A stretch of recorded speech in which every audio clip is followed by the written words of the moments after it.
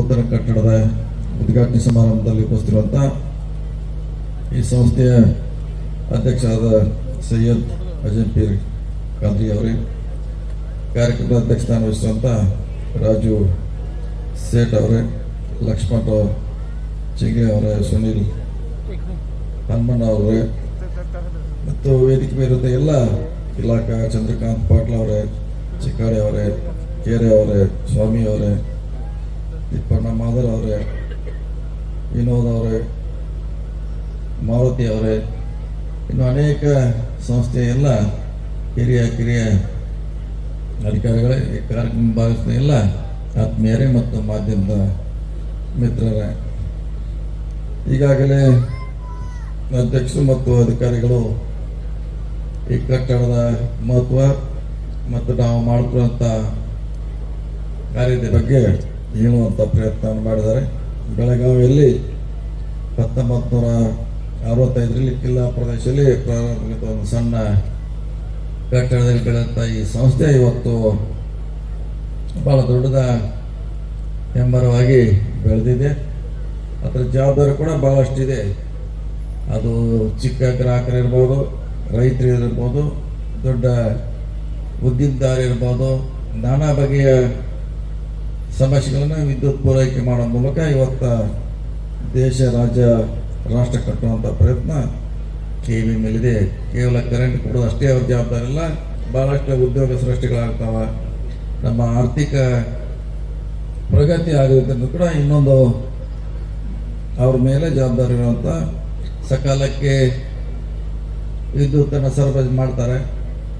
ಮತ್ತು ನಾನು ಭಾಳ ಸಾರಿ ಹೇಳಿದ್ದೀನಿ, ಅತ್ಯಂತ ಕಷ್ಟದ ಇಲಾಖೆ ಅಂದರೆ ಎರಡು, ಒಂದು KSRTC ಮತ್ತು ಒಂದು ಎನರ್ಜಿ ಡಿಪಾರ್ಟ್ಮೆಂಟ್. ಇದು ಮುಗಿಲಾರ ಕಥೆ ಯಾವಾಗಲೂ ಸಾರ್ವಜನಿಕರು ಟೀಕೆ ಟಿಪ್ಪಣಿ ಬರುವಂಥ ಎರಡು ಇಲಾಖೆಗಳು. ಆದರೆ ಅವ್ರ ಸಮಸ್ಯೆ ಅವ್ರಿಗೆ ಗೊತ್ತವ್ರು ಹೆಂಗೆ ನಡೆಸ್ತಾರೆ, ಏನು ಸಮಸ್ಯೆ ಇದೆ. ನಾವು ಭಾಳ ಸುಲಭವಾಗಿ ಅವ್ರ ಮೇಲೆ ಟೀಕೆಗಳನ್ನು ಮಾಡ್ತೀವಿ. ಆದರೆ ಅವ್ರಿಗೆ ಮಳೆ ಚಳಿ ಮಳೆಗಾಲದಲ್ಲಿ ಕೂಡ 4 ವರ್ಷಗಳಲ್ಲಿ ಕೆಲಸ ಮಾಡಬೇಕಾಗ್ತದೆ. ಬಿಸಿಲು ನೋಡೋದಿಲ್ಲ, ಅವರು ಮಳೆ ನೋಡೋದಿಲ್ಲ, ಚಳಿಗಾಲ ನೋಡದೆ ನಮ್ಮ ಸೇವೆಯಲ್ಲಿ ನಿರಂತರವಾಗಿ ಕೆಲಸ ಮಾಡುವಂಥ ಏಕೈಕ ಇಲಾಖೆ ಅಂದರೆ ಒಂದು KSRTC ಮತ್ತು ಎನರ್ಜಿ ಡಿಪಾರ್ಟ್ಮೆಂಟ್ ಅಂತ ಭಾಳ ಹೆಮ್ಮೆಯಿಂದ ಹೇಳಬೇಕಾಗ್ತದೆ.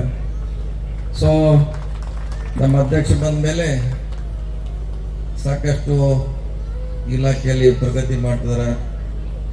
ಹೊಸ ಹೊಸ ಯೋಜನೆಗಳನ್ನು ತರಬೇಕು. ತಕ್ಷಣ ತ್ವರಿತವಾಗಿ ರೈತರಿಗೆ ಮತ್ತು ಗ್ರಾಹಕರಿಗೆ ಸೇವೆ ಕೊಡಬೇಕಂತ ಭಾಳಷ್ಟು ಅವರ ಅಧಿಕಾರ ಹಂಚಿಕೊಂಡ ನಂತರ ಈ ಇಲಾಖೆಯನ್ನು ಪ್ರಗತಿಯತ್ತ ಸುಧಾರಣೆ ಮಾಡಬೇಕು, ಹೊಸ ಹೊಸ ಟೆಕ್ನಾಲಜಿ ತರಬೇಕಂತ ಭಾಳ ರಾತ್ರಿಯಲ್ಲಿ ಅಜಂಪೀರ್ ಖಾದ್ರಿ ಅವರು ಕೆಲಸಗಳನ್ನು ಮಾಡ್ತಿದ್ದಾರೆ.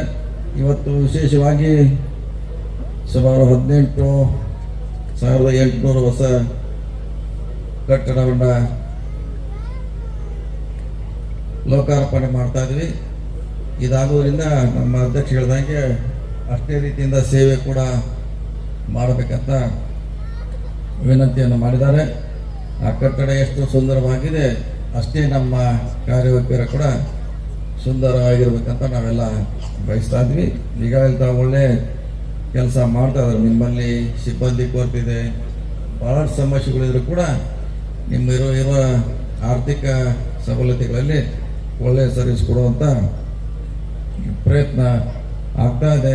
ಅಂಥ ಸಂದರ್ಭದಲ್ಲಿ ಹೊಸ ಕಟ್ಟಡ ಇನ್ನಷ್ಟು ನಿಮ್ಮ ಸೇವೆ ಉತ್ತಮಗೊಳಿಸಿದಂತ ನಾನು ಹಾರೈಸುತ್ತಾ, ಭಾಳ ಸುಂದರ ಕಟ್ಟಡವನ್ನು, ಒಳ್ಳೆಯ ಕಟ್ಟಡವನ್ನು ತಾವು ಕಟ್ಟಿದರೆ ಇಂಥ ಕಟ್ಟಡ ಎಲ್ಲ ಕಡೆ ಆಗಲಿ, ಎಲ್ಲ ಕಡೆ ಗ್ರಾಹಕರಿಗೆ ಬರುವಂಥ ಏನು ಬರ್ತಾರೆ ಅವರು ಕೂಡ ಅದೊಂದು ಒಳ್ಳೆಯ ರೀತಿಯಿಂದ ಇಂಥ ಕಟ್ಟಡ ಆಗ್ತಾ ಇದ್ದು ಕೂಡ ಅವರು ಹೆಮ್ಮೆ ಪಡ್ತಾರೆ.